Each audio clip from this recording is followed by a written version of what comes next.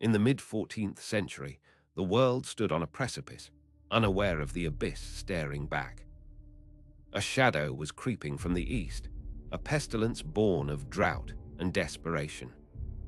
It traveled along the arteries of trade, a silent passenger on the Silk Road.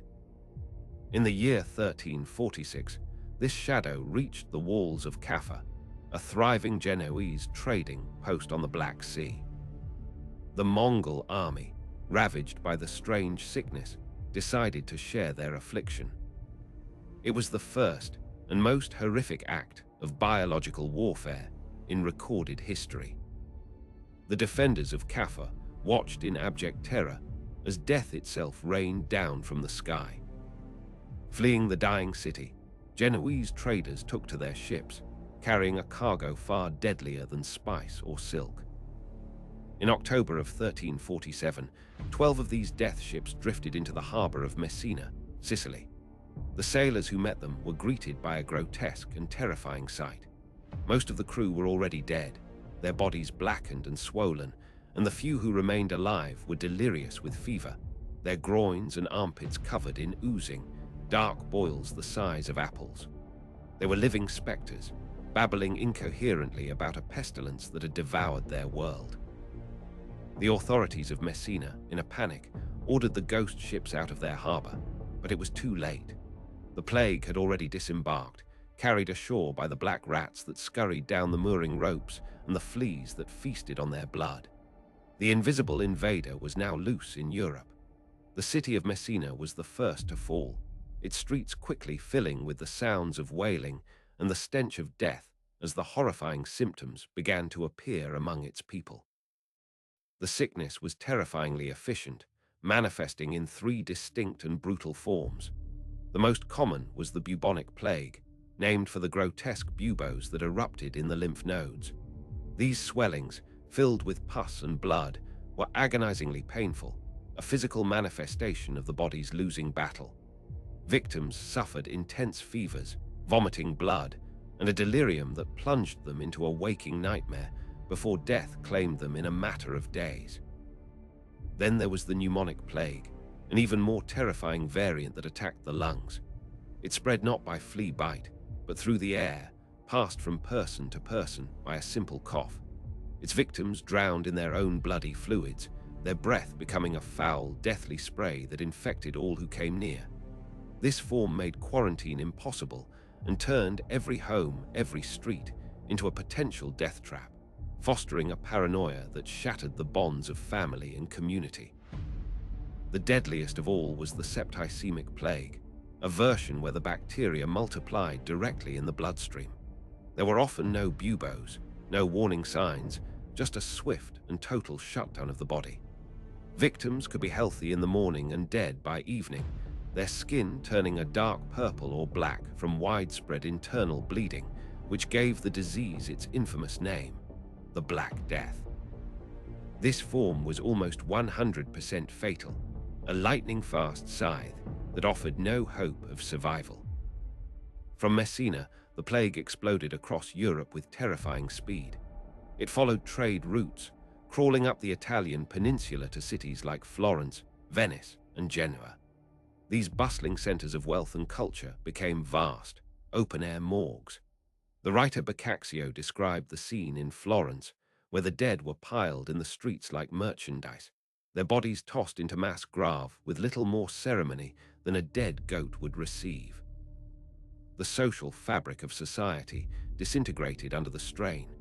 Fear became the new currency, and it was a currency that devalued all human connection. Boccaccio wrote that brother abandoned brother, sister her sister, and often the wife her husband. Worse still, fathers and mothers refused to nurse their own children, as if they had not been theirs. The most fundamental bonds of humanity were severed by the primal terror of contagion. Doctors, the supposed healers, were powerless and terrified. Many refused to see the sick, locking themselves away. Those brave or greedy enough to try offered useless and often harmful remedies based on superstition and flawed science. They prescribed potions of crushed emeralds, advised people to sniff pouches of sweet-smelling herbs to ward off the miasma, or bad air, and performed brutal bloodletting that only weakened the afflicted further. Their failure was total, a devastating blow to the authority of medicine and the church. Even the final comforts of religion were denied to many. Priests, who were expected to offer last rites, died in droves as they ministered to the sick. Many others, succumbing to fear, refused to enter the houses of the dying. The sacred rituals that had guided souls into the afterlife for centuries were abandoned. People died alone, unshriven, their terror compounded by the belief that their souls were now damned for eternity. By 1348, the plague had reached Paris. The city, a dense and unsanitary metropolis, was a perfect breeding ground for the disease. At its peak, it was said that 800 people were dying every day. The cemeteries overflowed so quickly that the authorities had to consecrate the river Seine itself, hoping that burial in its waters would suffice. But the river became so choked with bodies that it further spread the disease downstream. That same year, the plague crossed the English Channel, arriving in Dorset. It spread north and east with horrifying speed, an inexorable tide of death. In London, the living were not sufficient to bury the dead. Great plague pits were dug outside the city walls, vast trenches where bodies were layered like lasagna, with a thin covering of earth between each layer. These mass graves became festering wounds in the earth, monuments to the scale of the catastrophe. Entire villages were wiped from the map, becoming silent ghost towns reclaimed by nature. A farmer might go to a neighboring village to trade, only to find the doors of every house hanging open, the fields untended, and the only inhabitants the corpses rotting in their beds. The silence of these places was said to be more terrifying than the screams of the dying cities, a profound emptiness where a community once thrived. The world of the living was transformed into a carnival of death. Carts roamed the streets at night, their drivers calling out, "Bring out your dead," in a monotonous, chilling chant. Families would pass the bodies of their loved ones out of windows to the corpse collectors, who would then haul the grim harvest to the overflowing pits. This daily ritual became a normalized part of the horror, a symbol of how death had completely overwhelmed life. No one was safe, regardless of their station. The plague was the great equalizer, striking down peasants and nobles, paupers and kings with chilling impartiality.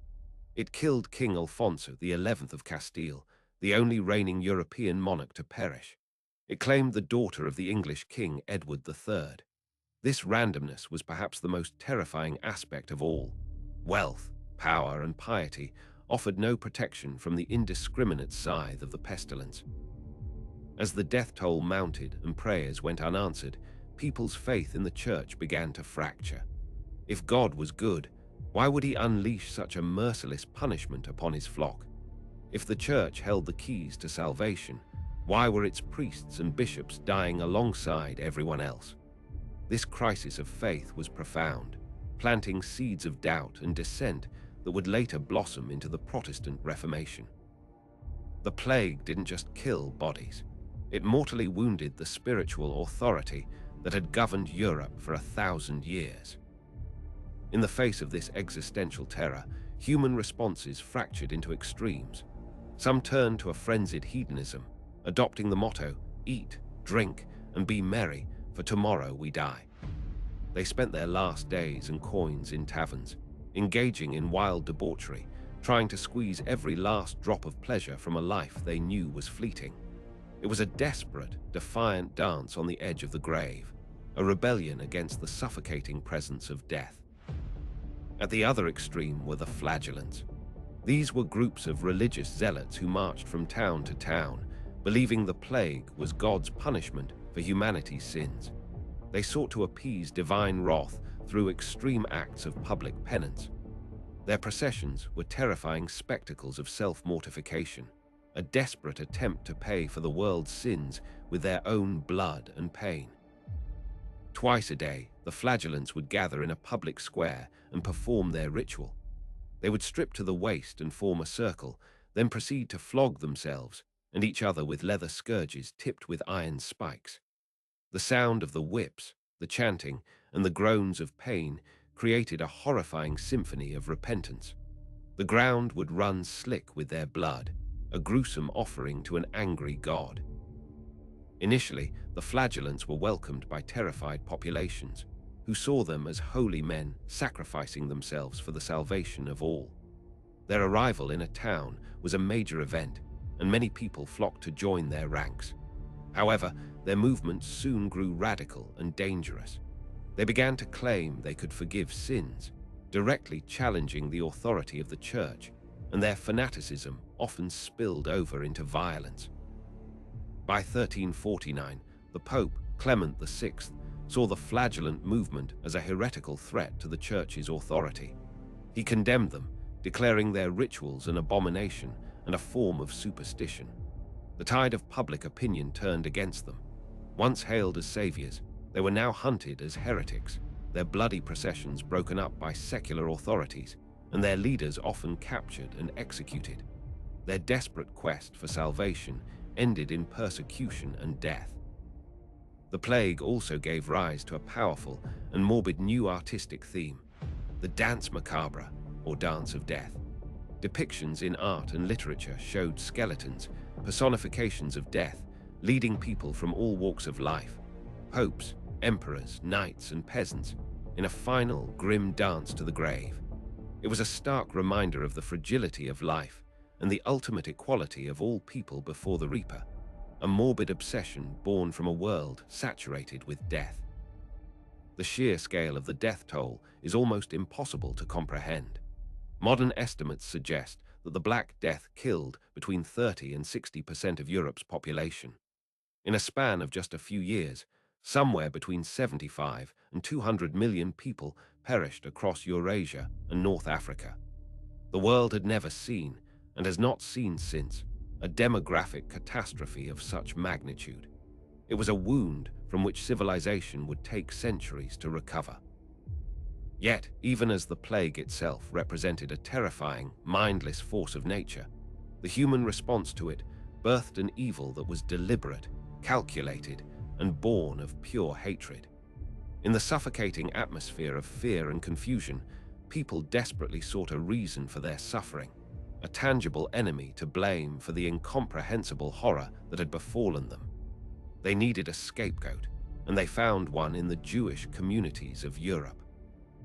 Antisemitism was already deeply entrenched in medieval Europe, a poison that had seeped into the culture for centuries.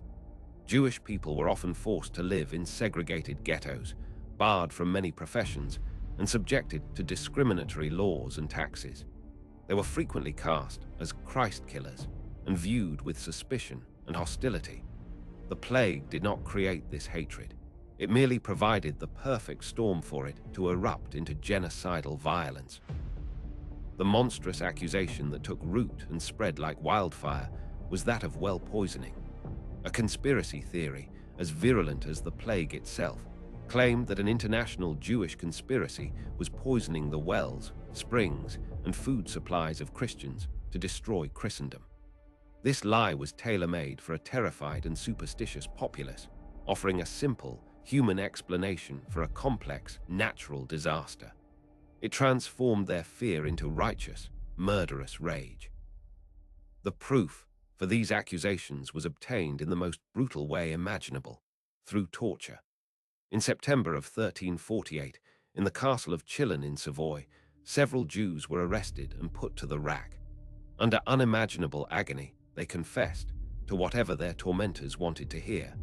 They described receiving poison from rabbis, detailed the recipes of human hearts and spiders, and named other Jews in distant towns, creating a domino effect of accusation and torture. These forced confessions were copied and circulated, presented as undeniable proof of the conspiracy. They were read aloud in town squares, inflaming the passions of the masses. The documents gave a veneer of legitimacy to the slaughter that followed. It was no longer just a rumor. It was an officially sanctioned truth, a license to kill. The lie, now written on parchment and sealed with wax, was more powerful than any plea for reason or mercy. What followed was a wave of massacres, a holocaust in the midst of a holocaust. In Basel, Switzerland, the city's entire Jewish population was rounded up and herded onto a specially constructed wooden platform on an island in the Rhine. The structure was then set ablaze, and hundreds of men, women, and children were burned alive, their screams echoing across the water. The city council then passed a law forbidding any Jew from settling in Basel for 200 years. The massacre at Strasbourg in February 1349 was one of the most horrific. Even before the plague had reached the city, the town guilds, fearing debt and eager to seize Jewish property, demanded action. The Jewish community was rounded up and taken to their own cemetery. There, a vast wooden pyre had been built. An estimated 2,000 Jews were burned to death on that Valentine's Day, a grotesque perversion of the Day of Love. Some were given a choice: convert to Christianity or die. The chronicles report that most refused, choosing to die with their faith intact. Parents would throw their own children into the flames before being pushed in themselves, preferring a quick death in the fire to the perceived spiritual death of forced conversion. It was an act of ultimate defiance in the face of absolute horror, a testament to their faith and courage even as their world burned around them. The greed that fueled these massacres was as potent as the fear. After the Jews of Strasbourg were murdered, their property was seized, and their outstanding loans were cancelled. The wealth was divided among the very guilds and citizens who had called for their deaths. The massacre was not just an act of religious fanaticism. It was a brutally pragmatic act of economic opportunism, a way to erase debt and acquire wealth under the cover of righteous fury. In cities like Mainz and Cologne, the Jewish communities knew what was coming. Rather than wait for the mob, they took matters into their own hands in an act of mass martyrdom. They set fire to their own homes, choosing to die by their own hands in the flames rather than be torn apart by the Christian mobs or be forcibly baptized. They saw it as Kiddush Hashem, the sanctification of God's name, the ultimate act of faith. Pope Clement VI, from his court in Avignon, did attempt to intervene. He issued 2 papal bulls, or edicts, in 1348, stating that the Jews were not to blame for the plague. He noted that the disease afflicted Jews as much as Christians, and that it was raging in lands where no Jews lived. He called the well-poisoning stories a lie, and threatened to excommunicate anyone who harmed Jews on this pretext. But the Pope's words were largely ignored. His authority, already weakened by the plague's devastation and the Church's inability to stop it, could not overcome the potent combination of mass panic, deeply ingrained prejudice, and naked greed. The local rulers and common people, caught in the grip of terror, chose to believe the comforting lie of a conspiracy over the inconvenient truth. The Pope's pleas for reason were but a whisper in a hurricane of madness. Some rulers, like Duke Albert II of Austria and King Casimir III of Poland, offered protection to the Jews. Poland, in particular, became a safe haven, and its Jewish population swelled with refugees fleeing the massacres in the German lands. But these were exceptions. Most nobles and kings either actively participated in the persecution or stood by and did nothing, content to profit from the confiscated wealth of the murdered communities. The persecution was not limited to the Jewish people. Other marginalized groups were also targeted. Lepers, already feared and ostracized, were accused of conspiring with Jews to spread the disease. Foreigners and pilgrims were viewed with intense suspicion, often attacked and driven out of towns. In a world gripped by paranoia, anyone who was different, anyone who was an outsider, became a potential enemy and a target for violence. By the time the first and most terrible wave of the plague began to recede around 1351, Europe was a transformed continent. It was a land of ghosts, its population shattered, its social structures in disarray, and its soul stained by a campaign of horrific, hate-fueled violence. The plague had been an act of nature, but the pogroms were an act of man, a chilling revelation of the darkness that lurks within civilization itself. The demographic collapse had profound and lasting consequences. With up to half the population gone, the value of labor skyrocketed. For the first time, surviving peasants and laborers had bargaining power. They could demand higher wages and better conditions. This shift began to erode the foundations of the feudal system, which was built on the exploitation of a large, immobile serf population. The Black Death, in its cruelty, inadvertently sowed the seeds of a new social and economic order. This newfound power led to peasant revolts across Europe in the following decades, such as the Jacquerie in France and the Peasants' Revolt in England. Having survived the apocalypse, the common people were less willing to accept the old hierarchies and injustices. They had seen the fragility of the noble class and the failure of the church. The world had been turned upside down, and they were determined to claim their share of the new one. The psychological scars of the Black Death endured for generations. The experience of living through such an overwhelming and arbitrary wave of death left a deep mark on the European psyche. It fostered a sense of pessimism, a morbid fascination with death, and a questioning of the established order, both earthly and divine. The art, literature, and philosophy of the late Middle Ages are saturated with this trauma. The plague itself did not vanish. It returned in smaller, less devastating, but still terrifying waves for centuries, becoming a recurring nightmare for European society. Each new outbreak brought back the memories of the Great Pestilence, reigniting the fear, the paranoia, and sometimes the violence against scapegoats. The Black Death became a permanent shadow in the collective consciousness. The legacy of the persecution was just as enduring. While the great massacres of 1348 to 1350 subsided, the lie that fueled them lived on. The association of Jewish people with disease, conspiracy, and malevolence became a cornerstone of European antisemitism, a poison that would be deployed again and again in pogroms and persecutions for the next 600 years, culminating in the industrial-scale slaughter of the Holocaust. The story of the Black Death is therefore a dual tragedy. It is the story of a biological catastrophe, of a bacterium and a flea that brought a continent to its knees. But it is also a human tragedy, a story of how fear can curdle into hatred, how desperation can justify atrocity, and how, in the face of an incomprehensible threat, people can turn on each other with a cruelty that rivals nature's own. It serves as a grim and timeless warning. The 14th century was a world already on edge, battered by famine and war. The Great Famine of 1315 to 1317 had weakened the population, leaving millions malnourished and vulnerable. Decades of brutal warfare, like the 100 Years' War which began in 1337, had ravaged the land and normalized violence.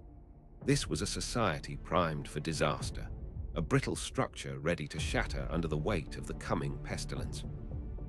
The siege of Caffa was a turning point, not just for the city, but for the world. The Mongol army, led by Jani Beg, had been laying siege for a year, but their own ranks were being decimated by the mysterious illness. Their decision to use their dead as projectiles was an act of brutal, desperate genius. They could not take the city by force, so they would give it the gift of their own affliction, turning their fallen soldiers into ammunition for a new kind of war. Inside Caffa, the horror was immediate. The rotting corpses landing within the walls were bad enough, but soon the defenders began to sicken with the same ghastly symptoms. The air became thick with the stench of death, and the city's wells were believed to be contaminated. The Genoese defenders, realizing they were trapped in a dying city, made the fateful decision to flee by sea, unknowingly becoming the very agents of the plague spread. As the plague spread from Italy into France, the medical faculty of the University of Paris, considered the greatest medical authority in Europe, was asked for an explanation. After careful study, they produced a report blaming the pestilence on a triple conjunction of Saturn, Jupiter, and Mars in the sign of Aquarius in 1345. This conjunction, they claimed, had drawn up evil vapors from the earth, creating a miasma or corrupted air that caused the disease. This miasma theory led to all sorts of futile preventative measures. People were advised to avoid bathing, as it was believed to open the pores to the bad air. They burned aromatic woods like juniper and ash in their homes and on street corners to purify the atmosphere. They carried posies of flowers or pouches of herbs to hold to their noses when venturing outside. These fragrant efforts did nothing to deter the fleas and bacteria, but they offered a small, desperate illusion of control in a world spinning into chaos.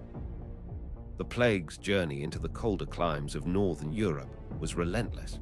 It traveled by ship to Norway in 1349, legend says on a single death ship from England, where the entire crew perished, leaving the vessel to drift ashore. From there, it spread to Sweden and Denmark, and then east into Russia. Even the relative isolation of these regions offered no protection. The pestilence showed a terrifying ability to cross any sea and survive any winter. The psychological impact of watching one's entire world die was immense. The chronicler Agnolo di Tura of Siena wrote a heartbreaking account, stating, "I, Agnolo di Tura, buried my 5 children with my own hands, and so many died that all believed it was the end of the world."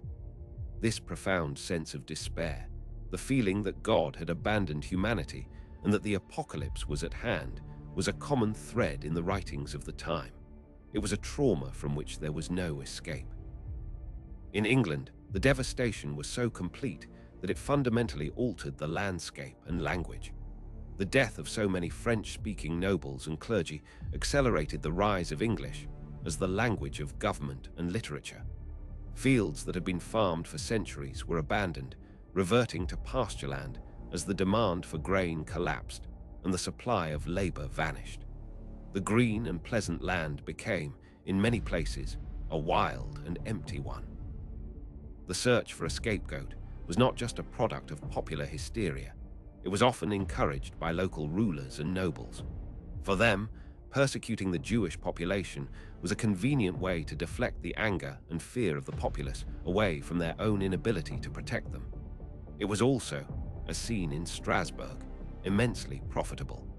Rulers could cancel their own debts to Jewish moneylenders and seize their assets, all while appearing to be righteous defenders of their Christian subjects. The tortures used to extract confessions were designed to inflict maximum pain while keeping the victim alive to talk. Devices like the strappado, which dislocated the shoulders, or the application of burning sulfur to the feet, were common. Under such duress, a person would say anything to make the pain stop. The resulting confessions were often filled with fantastical details that only served to make the conspiracy seem more real and more terrifying to the public. The speed with which the massacres spread is a testament to the power of fear and misinformation in a pre-modern world.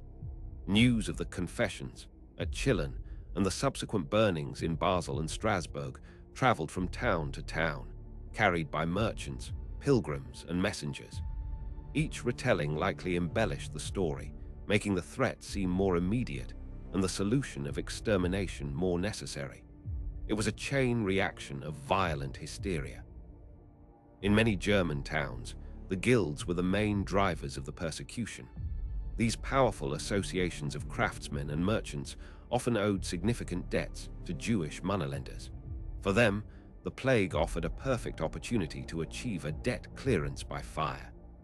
They agitated the public, pressured the city councils, and often formed the core of the violent mobs that carried out the killings. It was a brutal merger of religious fanaticism and cold economic calculation. The children who survived the massacres were often spared from the flames, only to be forcibly taken from their dying parents, baptized, and raised as Christians. This act, seen by the perpetrators as an act of mercy, was a final, cruel violation. It was the complete eradication of a family's lineage, faith, and memory, ensuring that even if a child's body survived, their identity and heritage would be destroyed forever. It was another form of murder. The aftermath of the plague left a world with more resources for those who survived. With land plentiful and labor scarce, wages rose and rents fell. For the first time, some common people had access to better food, more land, and a degree of social mobility. This period has been called by some historians a golden age for European laborers, but it was a prosperity built on an unimaginably vast foundation of death, a morbid inheritance from half of a continent's population. The Black Death did not end in 1351. It became endemic, returning every decade or so to terrorize new generations. The Plague of London in 1665 or the Great Plague of Marseille in 1720 were devastating outbreaks, direct descendants of the 14th century pandemic. For over 300 years, the plague was a fact of life, a recurring terror that shaped urban development, public health, and the very psychology of European society. The true cause of the plague, the bacterium Yersinia pestis, would not be identified until 1894 by Alexander Yersin. For 500 years, humanity fought a ghost. They blamed the planet's bad air, and most tragically, each other. The Black Death stands as a terrifying monument to the consequences of ignorance and the immense human cost of trying to explain the unknown not with reason, but with blame.